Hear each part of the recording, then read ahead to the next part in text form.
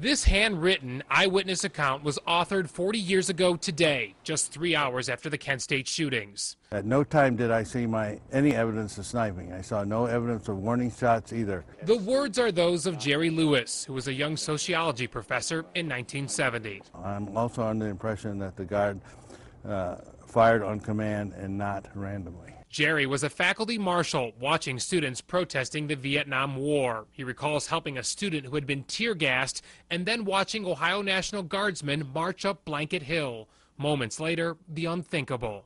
The guard went up the hill. I saw it turn and fire, and I was really surprised. Jerry was standing right about here in the parking lot behind hundreds of protesters when suddenly he heard popping noises. He looked up and saw smoke coming from the guns. Realizing the guard was not firing blanks, Jerry ran and dove behind those bushes. In 13 seconds, 67 shots were fired from M1 military rifles, leaving 4 students dead, 9 others wounded. I began to run around saying, "I'm Dr. Lewis, you must leave, those are real bullets." Lewis says the tragedy would have been much worse if not for several faculty marshals convincing the students to leave. He points out that only 28 of the 71 guardsmen fired. Of those 28, half fired into the air, into the ground. Can you imagine if all the guardsmen had fired their weapons? Lewis is now an emeritus professor of sociology at Kent State and has compiled extensive research on May 4th. It was a plan designed for failure, and it did.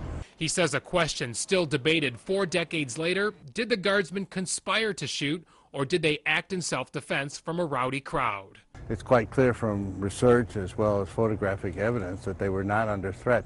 The point is they believed they were under threat. While the memories of that day are painful, Lewis believes as a survivor it's his responsibility to tell his May 4th story. In Kent, Bob Jones, News Channel 5.